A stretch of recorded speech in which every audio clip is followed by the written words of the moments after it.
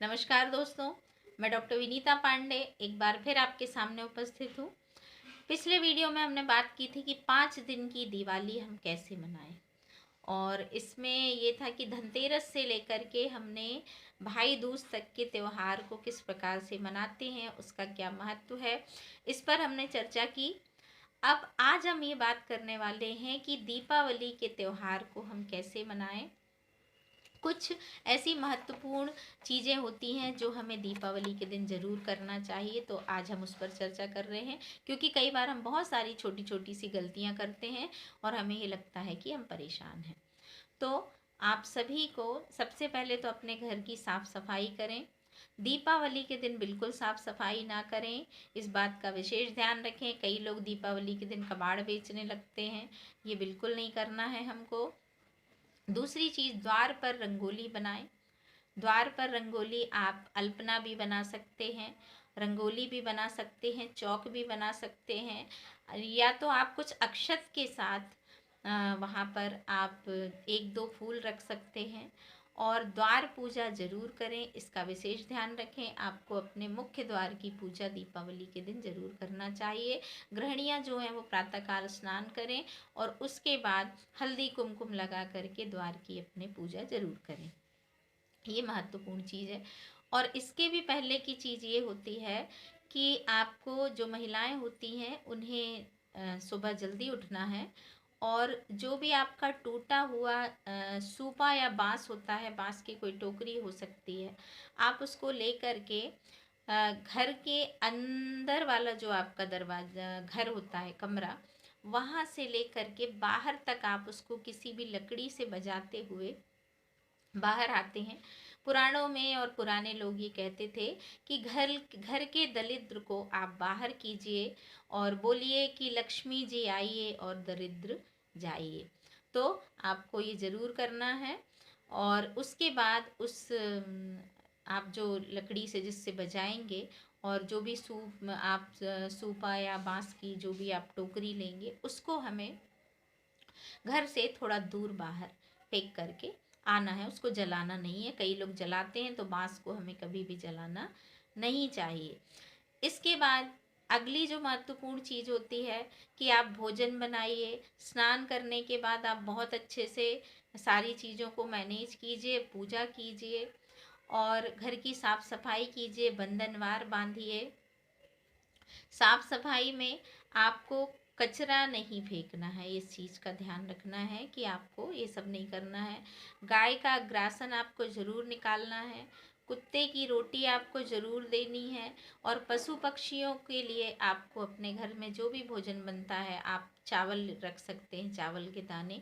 और जो भी भोजन बनता है, चूँकि ये शनिचरी अमावस्या है और अमावस्या बहुत बड़ी होती है, दीपावली की जो अमावस्या है, अमावस्या बहुत बड़ी होती है, तो आप सभी को अपने पितरों के लिए भी, और जो अनजान का ऋण आपके जीवन में आ जाता है, कई बार लोग कहते हैं पितृ दोष है, अनजान के ऋण भी होते हैं।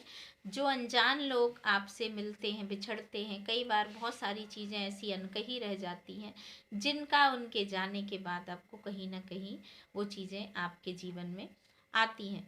तो इसलिए हमें सभी ऋणों से मुक्ति मिले, इसके लिए हमको दक्षिण दिशा की ओर मुँह करके जो भी आपके घर में भोजन बनता है उसको एक पत्ते पर निकाल करके कौए के लिए जरूर रखना चाहिए। साथ ही आटे की पंजीरी, यदि आपके घर के आसपास काली चींटियां दिख रही हैं या लाल चींटियां दिख रही हैं, तो आपको वहाँ पर पंजीरी या आप आटे के साथ शक्कर को भी मिला करके रख सकते हैं।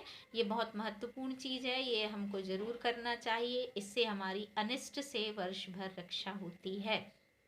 साथ ही पक्षियों को पीने के लिए पानी आप ज़रूर दें। और उस दिन गमलों की सिंचाई या पौधों की सिंचाई आप ज़रूर करें, भले ही आप एक पौधे को पानी दे पाते हैं। तो इस तरह की चीज़ों को आप ज़रूर करें। ईश्वर का भोग लगा करके ही भोजन को ग्रहण करें आप। कई लोग व्रत भी करते हैं, तो वो आपकी अपनी इच्छा है, वैसे अमावस्या का व्रत नहीं करना चाहिए। तो इस तरह से हमें दिवाली का त्यौहार मनाना है। और मिठाइयाँ आप घर पर ही बनाएं। फिर पूजा का जो समय होता है, नॉर्मली हमें ये कोशिश करना चाहिए कि लक्ष्मी जी की पूजा जो है वो हम स्थिर लग्न में करें, जो 5 बजकर कुछ मिनट से लेकर के 7:30 बजे तक है। तो उस समय आपको आपका आसन देना है। देवी लक्ष्मी को, गणेश जी को, सारे देवी देवताओं का आप आवाहन करें, सभी देवों के परिवार को बुलाएं और उसके बाद आप उनका पटा रखिए, उनको आसन दीजिए और आमंत्रित कीजिए, कलश का दीपक जलाइए और इस तरह से करके आप भगवान को आमंत्रित करके उनकी पूजा कीजिए कि मैं आपकी पूजा करना चाहता हूँ या चाहती हूँ, आप बहुत अच्छे से आइए, मेरे घर में सुख शांति दीजिए, आरोग्यता प्रदान कीजिए, सबका मन मस्तिष्क अच्छा रखिए, क्योंकि वर्तमान की सबसे बड़ी आवश्यकता जो है वो यही है। छोटे बच्चे उस दिन या छोटे और बड़े विद्या का जागरण जरूर करें। विद्या जगाई जाती है तो पढ़ाई जरूर आपको करना है, भले ही आप 2 पेज लिखें या 3 पेज लिखें, 4 लाइन लिखें और पढ़ें जोर जोर से बोल करके, आपको ये जरूर करना चाहिए। और जो भी व्यक्ति जो काम करता है उस कार्य को जरूर करे और अपने औजारों की पूजा करें, अपनी कलम की पूजा करें। और धन धान्य की तो पूजा लोग सभी करते हैं, लेकिन आपको अपनी कलम की भी पूजा जरूर करनी चाहिए इस दिन, क्योंकि वो आपका सबसे बड़ा हथियार होती है। इस तरह से सारी चीज़ें करके, और छोटे छोटे यंत्र भी बनाए जाते हैं जो भोजपत्र पर बनाए जाते हैं और अनार की कलम से बनाए जाते हैं, उनके बारे में मैं आपको और किसी वीडियो में बताऊंगी कि दीपावली का जो त्यौहार होता है इसमें बहुत बड़े बड़े काम किए जाते हैं। जिन लोगों के जो भी सिद्ध मंत्र होते हैं, लोग इसी दिन सिद्ध मंत्रों को जगाते हैं और इष्ट की प्राप्ति के लिए भी बहुत उत्तम समय होता है। तो हम सभी को बहुत अच्छे से पूजा करना चाहिए, सपरिवार पूजन करें, आरती करें और प्रत्येक सदस्य जो है वो अच्छे मन से पूजा करें, बड़ों के चरण स्पर्श करें और आपस में गले मिलें जो बराबरी के लोग हैं। इस तरह से सभी लोग बहुत अच्छे से त्यौहार मनाएं, एक दूसरे को उपहार दें, यदि आपके पास कुछ नहीं है तो एक फूल दे दें, लेकिन आप ज़रूर कोई ना कोई भेंट एक दूसरे को दें। पुराने समय में ऐसा होता था कि छोटे बच्चे ग्रीटिंग कार्ड्स बनाते थे और अपने पेरेंट्स को देते थे, वो चीज़ें आज कहीं ना कहीं खो गई हैं। तो हम सभी अपने बच्चों को प्रोत्साहित करें कि वो ज़रूर हमको ये जो उपहार देने की परंपरा है वो हमें ज़रूर रखनी चाहिए, भले ही वो हैंडमेड हो, आप कुछ भी बनाएं, द्वार पर तोरण लगाएं और बंधन के साथ जो आपका सिंदूर होता है उसके साथ नारंगी सिंदूर में आपको थोड़ा सा घी मिला करके यहाँ माता लक्ष्मी को और भगवान गणेश के पास चढ़ाना है। और लोग बही खाते बनाते हैं, तो जो व्यवसायी हैं वो बही खाते बनाते हैं, उनको बही खाता बनाना चाहिए, उस पर वो लिखते हैं, कॉपी को खोल करके लोग लिखते हैं, उस पर कलम करते हैं। तो ये उनकी अपनी विशेष पूजा होती है। और सभी को पूजा करने के बाद घर में दीपक जलाना चाहिए। पटाखे बहुत सावधानी के साथ जलाएं और इस समय की आवश्यकता ये है कि ना जलाएं तो ज़्यादा अच्छा है। छोटे बच्चों को उनकी खुशियों के लिए आप छोटी छोटी फुलझड़ियाँ वगैरह ला सकते हैं, दे सकते हैं। इस प्रकार से करके बच्चों को सभी लोगों को समझाइए कि पटाखे जो होते हैं वो हमारी सेहत के लिए भी नुकसानदायक हैं। तो इस तरह से करके आप त्यौहार को बहुत अच्छा मना सकते हैं। दीपावली के दीपक जलने के बाद आप मंत्रों का उच्चारण जरूर करें, अपने इष्ट की पूजा जरूर करें।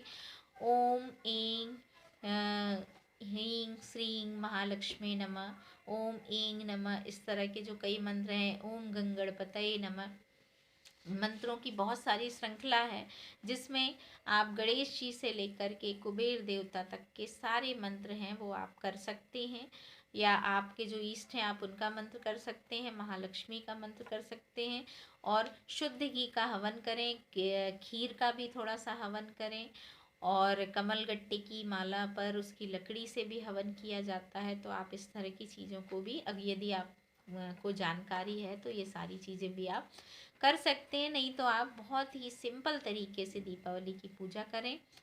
और जो बड़ा दीपक जलाया जाता है उसमें काजल ज़रूर बनाएं, क्योंकि ये दीपावली के दिन जो काजल बनाया जाता है वो वर्ष भर हमें किसी भी प्रकार की निगेटिविटी से बचाता है। तो आप उसको ज़रूर बनाएं, अपनी आँखों में ज़रूर लगाएं और बच्चों को भी अच्छे से त्योहार मनाने दें।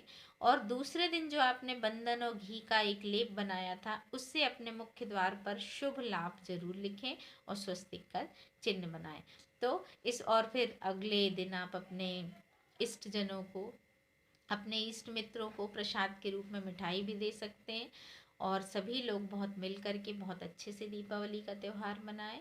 इस प्रकार से हम सभी दीपावली का त्यौहार मनाएंगे अपने परिवार के साथ। इसी आशा के साथ मैं अपनी बात को समाप्त करती हूँ। आशा है कि मैंने बहुत अच्छे से दीपावली कैसे मनाएं ये बताने की कोशिश की है।